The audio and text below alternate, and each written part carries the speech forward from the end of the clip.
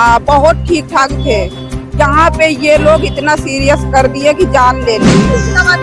पाँच पाँच बिटिया हम कैसे संतोष करते।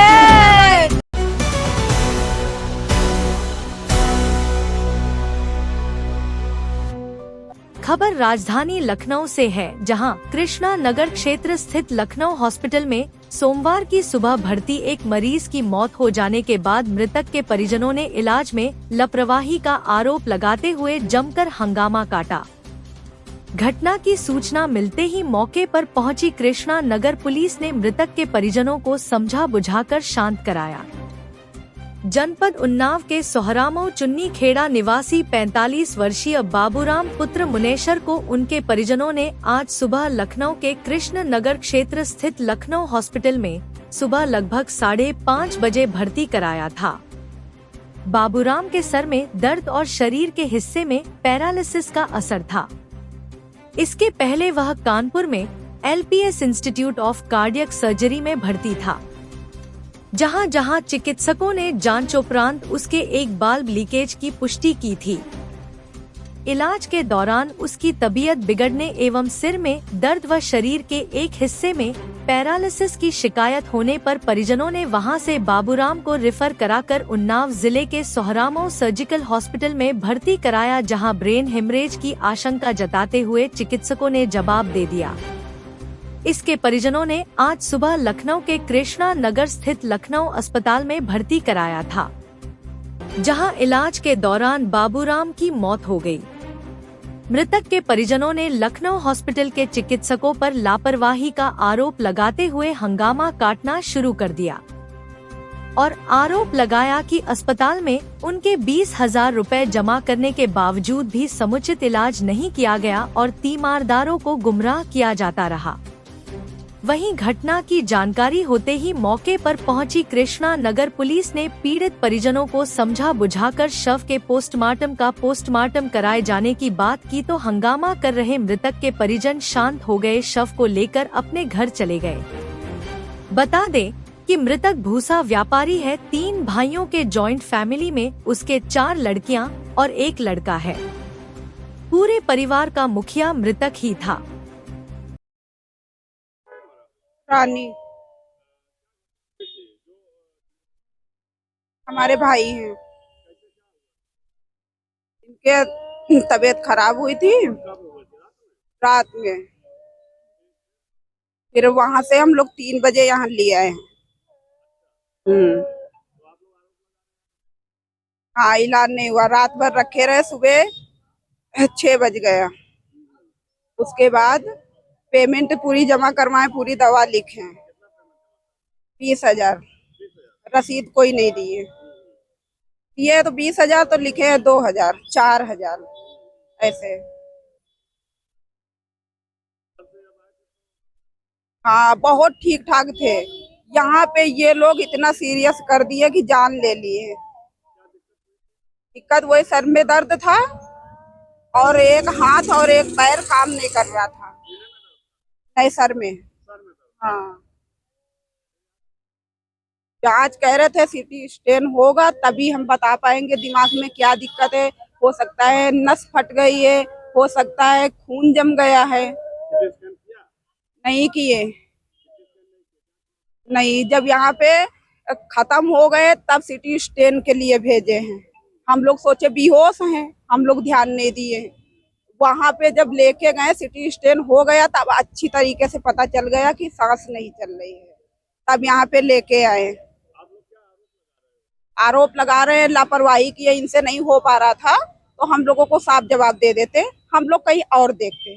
हम इनके सहारे क्यों रहते। सरकार से, प्रशासन से क्या मांग क्या करते हैं? 3 लड़की हैं, 4 लड़की हैं, 1 लड़का है, उनको कुछ इंसाफ मिले। ये बीबी है, कौन करके खवाएगा? बताइए, कौन जिम्मेदारी लेगा? ये लोग लेंगे जिम्मेदारी? बाबूराम, 4 लड़की 1 लड़का, 1 है शादीशुदा, ये सामने खड़ी है। 1 है लड़का, पढ़ाई भी करता है और काम भी करता है, पूजा का काम करते थे।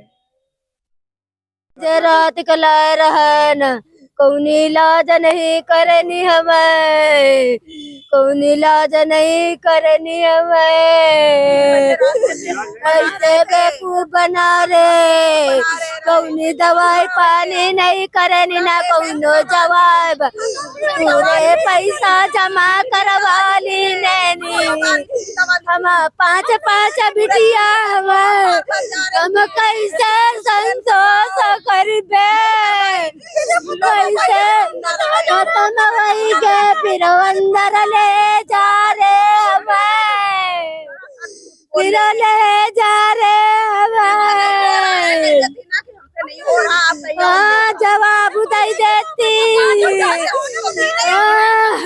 कौनो जबरदस्ती न रहे, अंतन दिखाई तो जाए, अंतन दिखाई तो जाए, जब घर में खत्म हो गए तब जांच करवावे लई गए, तब जांच करवावे लई गए। इस मामले में अस्पताल के वरिष्ठ चिकित्सक डॉक्टर सुधांशु वर्मा ने बताया कि तीमारदारों द्वारा लगाए जा रहे आरोप बेबुनियाद है। मरीज का इलाज में कोई लापरवाही नहीं बरती गई है। इसी क्रम में आइए देखते हैं डॉक्टर सुधांशु वर्मा ने इस मामले को लेकर क्या कुछ कहा।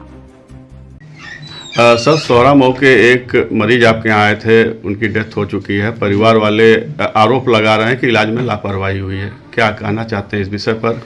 देखिए, पेशेंट जब हम लोग के पास आया तो उसकी कंडीशन वैसे ही बहुत सीरियस थी। पीछे से एक हॉस्पिटल से ट्रीट करा के आ रहे थे। जिस समय हम लोग के पास में आए उस समय उनका ब्लड प्रेशर 200-120 के आसपास था।